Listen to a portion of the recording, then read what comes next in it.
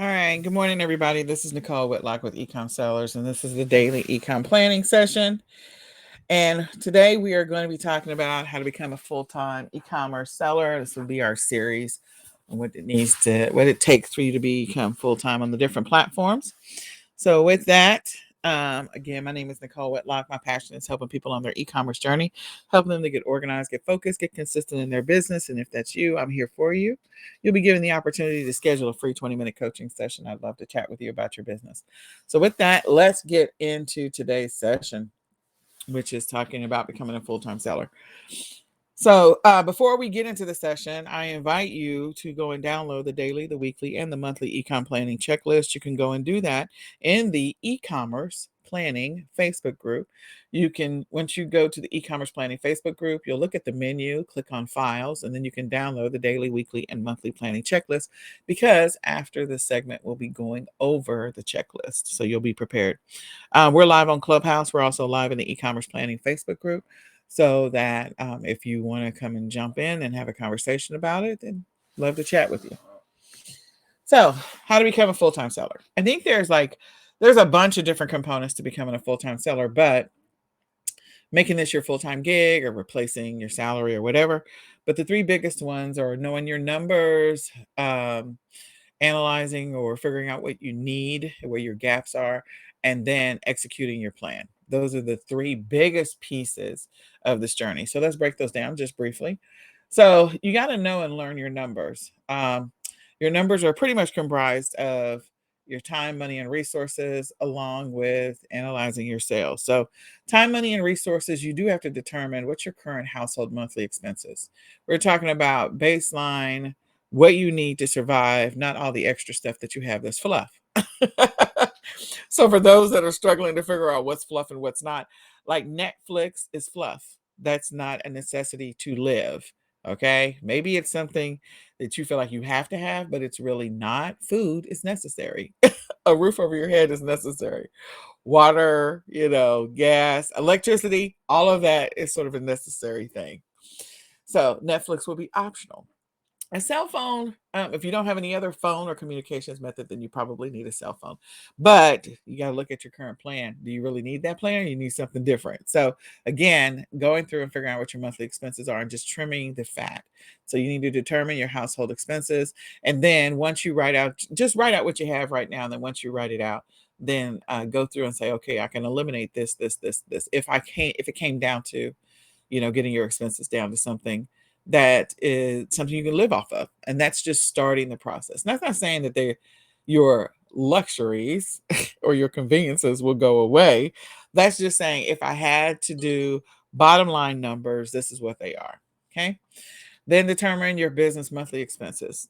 Estimate if you're new, but you have monthly expenses depending on your method and of e-commerce and what platforms you're selling on.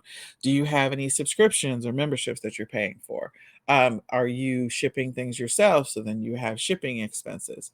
Are there, again, I mentioned subscription. So again, go check and see what you have, or maybe what you don't have. This may be an opportunity for you to explore some free stuff, free tools or limited use tools that have trials and things like that. So that might be an opportunity for you to look at that. Figure out what your expenses are and what you're spending. And that includes, like, if you're doing arbitrage and you're going out and you're driving your car and you're putting gas in your car, and that matters, and auto insurance, like insurance should already be just part of your general monthly expenses. But again, if this is what you're going to do and this is going to become your bread and butter, you need to figure that out. Then determine your available time. Time is huge. A lot of people, they want to do this business, but they can only commit 5 hours a week. Now, can you do this business at 5 hours a week? Yeah. But I wouldn't expect to make $10,000 at 5 hours a week. Okay. And when you're first starting out, you're going to have to invest a little bit more time. Whether you figure out how to double yourself by hiring a VA or something else, which is something you can figure out later. But this is just, okay, how much time do I really work in my business? And when we talk about work, I'm talking about genuine work, the income producing work, not the fluff that I've been sitting here looking in a catalog for 10 hours at different things that I'd like to be able to sell. Those are two different types of work. So we're talking about real work that's income producing, income generating, or income retaining activities in your business. So how much time do you have available to commit to that?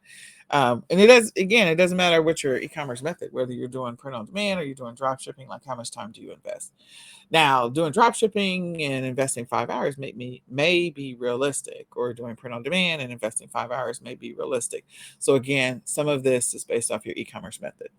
And then determine the resources that you're going to need. Again, if you have to ship stuff yourself, you're going to need boxes and tape and paper and things like labels, whatever. So you're going to need different things for your business. What are those resources? And again, if you have maybe a membership, what are the things that you need?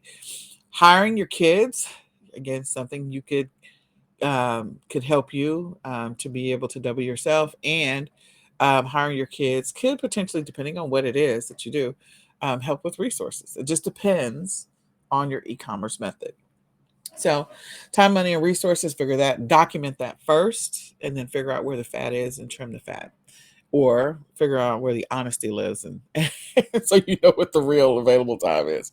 Next is to analyze your sales. Which platforms are you selling on? And what are the platforms you're selling on? And then what is the e-commerce method that you're engaging in? So maybe you're a person and you're doing a few different things, and so you're like a scatter diagram. This is your opportunity, if you're looking to go full time, that you might want to hone in on the platform and or platforms, and you might want to hone in on the method of e-commerce that you think is going to work best for you long term, or something that you can sustain for a good 6 to 12 months. You can always switch it up after you've kind of gotten the momentum and gotten to your income level that you need to be at. But again, figure that out, what you feel like is going to work best for you. If you're a newbie, you have to do a little bit of research to figure that out, so that you can try it. Okay. Next is your average sales per month. You want to look at your numbers for the last 3, 6, 9, and 12 months if you've been selling for a while. If you're a new person, you have nothing to gauge.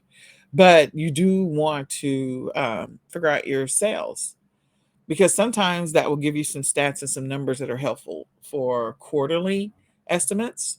So you can figure out on a quarterly basis, like, okay, on average, I make this much money.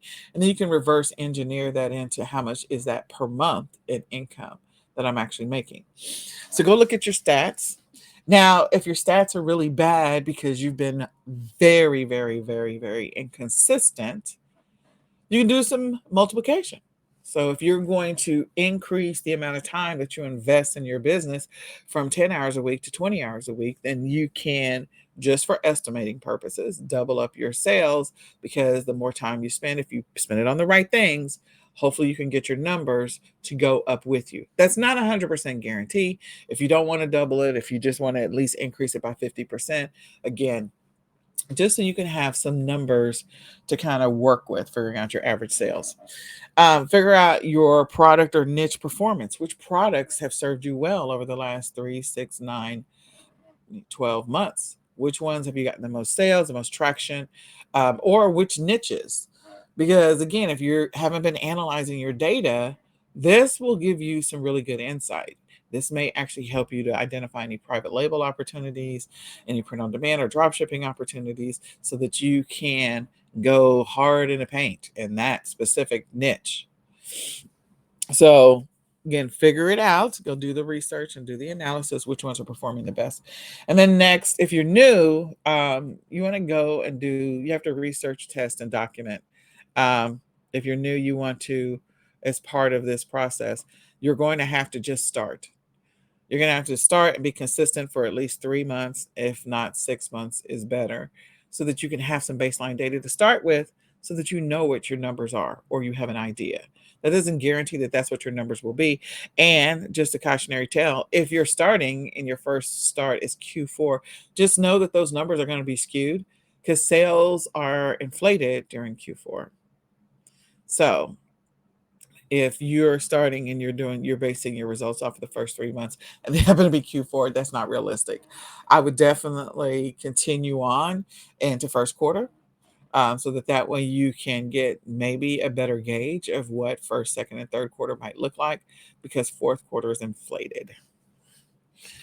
Next, we're going to talk about determining your needs. So, what do you need to learn after you kind of analyzed your data? What do you need to learn? What are your weaknesses? This is information you need to know. So this is what you need to know, really. Identify what you need to know. You need to know what you need to learn. So if one of the things that you are not good at is product research or maybe sourcing or maybe just better understanding the platforms or analyzing the reports, then that's something you need to know. You need to document what you need to know. And I document what your weaknesses are. What are your challenges that you run into when it comes to being a seller? The next one, you're going to use that information to make some decisions in the future. Next is determine how much money you're going to need to make each month, the bare minimum. Okay. How much do you need to live? How much do you need to survive? Okay. And to take care of your family. It's always good to have a cushion, especially if you have a family. If you have a family, you want to have at least a cushion of a year. That's the recommended. If you're single, you can have a cushion of anywhere from 3 to 6 months. That's what's recommended. And again, don't let the 3 months be fourth quarter. Okay. How much time can you commit to this business? Again, if you've been random, very random, and you've not been consistent in your business, and you're really wanting to make this full time, then you need to figure out how much time you can really commit to the business. This is in addition to juggling family and household obligations and needs, pets, uh, relationships, all that other stuff. How much can you really commit? And how many hours per day or per week can you commit to this? So you need to figure that out. What are the obstacles to your success? What are the things that are slowing you down, stopping you? Because you're going to have to, you need to know these things so you can put a plan in place. Okay. So, what are those obstacles that are setting you back? If it's mental, then that's something you're going to have to focus on for a little bit before you can go into a full time mode. Okay. If you thrust out the gate, let's say you lost your job because a bunch of people have gotten laid off, then of course, then your window in which to kind of figure some of this out is much shorter if you're wanting to make this a full-time gig for you. And then how much do you have in savings? Savings is going to be something that you may have to lean on as you are working to build your income in your e-commerce business over time. So again, if you have a lot of available time right now, that means you can throw a bunch of your time at this. And if you have a bunch of available time, get products or items that might be free for you. I'm just throwing that's an extra bonus. So if that's an opportunity when you're figuring out what your plan is going to be. Okay. So the last part is to plan, learn, and execute. One is to put together create a game plan. Okay. So your game plan might be to reach out to all your friends and neighbors and church members and say, hey, I'm running starting my own business. You got a bunch of stuff that that you're going to donate anyway. Can I have it so I can list it so I can make some money? That is what I did back in 2000 and what year was that? 8? 7? I don't know what year it was. But I didn't really list it on eBay or Amazon or anything. I actually got it started selling, doing Craigslist and Facebook garage sales and then listing on selling garage having garage sales and then doing Craigslist. That's how I got started, and I did all free stuff for, like, a while. So, it's a possibility. People accumulate a lot of crap. We all do. We have stuff that we don't need. So, ask people if they wanna clear out their storage unit, volunteer to do that. If revenue is a problem for you and you don't have enough money. But again, I wasn't gonna get that deep into it, but I'm just saying. So create a plan, develop your game plan after you get your numbers and you identify what your needs are. Next is to establish a schedule, define some goals or establish some goals, figure out your timelines that you're gonna shoot for, and set some milestones. So, let's say that your first milestone is you get to your first $2,000 in profit. Then you get to your next 3,000 or 2,500 or 4,000 or 5,000. You're going to gradually baby step it so that way you can say, okay, I'm ready to make this my full-time thing. Or again, if you've thrust out the gate and you don't have any choices, then, you got to throw everything you got at it. So put together a schedule, goals, timeline, milestones, and then gain the knowledge needed or implement solutions where you have a lack of knowledge.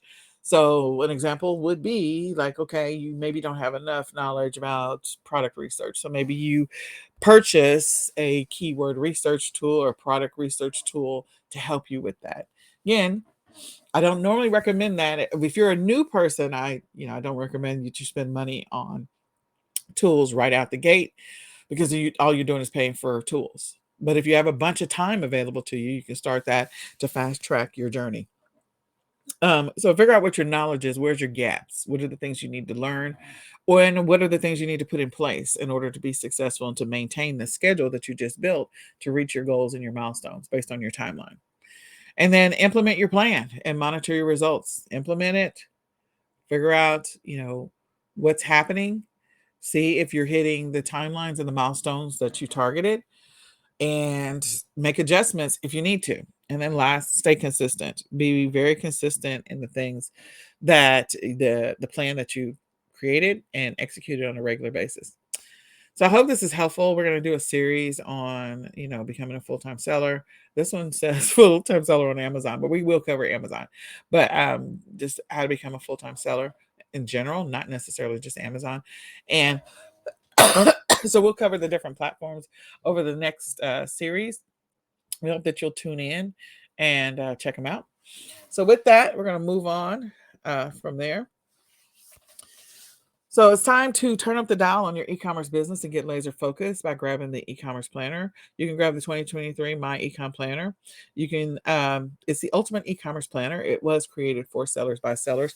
You can go to myecomplanner.com right now to grab the 2023 e-commerce planner. In addition to that, if you want to schedule a free coaching session, you can go to ecomsellers.com, click on free resources, and schedule a free 20-minute coaching session. And if you need some support on your e-commerce journey, you can definitely join eCom Sellers Academy. It's terribly affordable.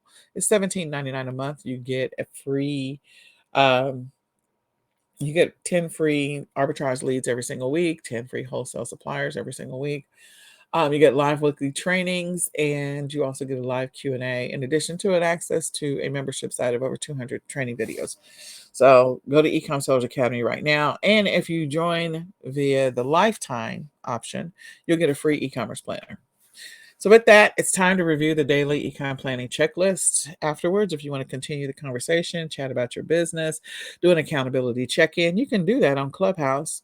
You can go to Clubhouse, install the app, and then find the eCom Sellers Club, and let's continue the conversation there. All right, so the daily ecom planning checklist. There are three major things that we suggest that you do. The first one is to do some planning the night before. The second one is what you're going to do the morning of, which is right now. And the last is just thinking about some advanced planning. So the night before, what we want you to do is we want you to rate or assess your day. How did you do? What kind of progress did you make towards the things that you had on your list for the day? And what do you need to move to tomorrow? Next, we want you to update your daily tracking stats. Update those tracking stats so that you know where you stand when it comes to your performance in your business for that day. And also, that will add up to your performance for the week. Before you go to bed, review your online calendars, your personal, your business, and your job-related online calendar so you're not surprised and you're not living in a reactionary mode when it comes to tomorrow's plans.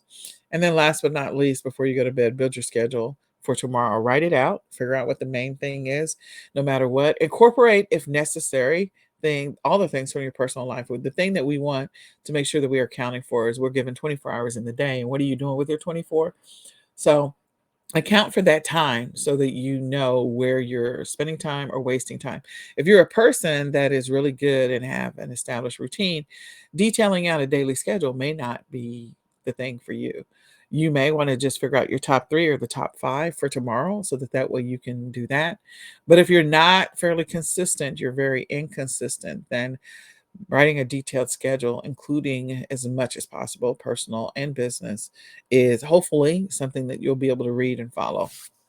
So next, the morning of, number one, we're going to go back and re-review yesterday, just in case we miss anything. We want to fill in any holes so that we can keep our train on the tracks throughout the day, hopefully, and figure out where we went wrong so that we can learn from that and build a better schedule in the future. Number 2 is we're going to review our priorities for the week. This is the 4th full week in January. So it's the last full week in January. And if you have some January goals, we want to make sure you hit them. And what's your performance been for this week or last week and this month so far.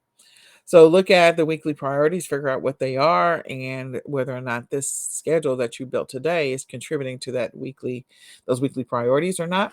And what are the weekly habits that you're tracking? In addition to that, what is your plan for the month? We're going to take a look at that and make sure you're on track to meet your January goals. Next, we're going to review and potentially rewrite our schedule from yesterday based off of the stuff we look for the weekly planning and also the monthly planning. What do we need to rewrite?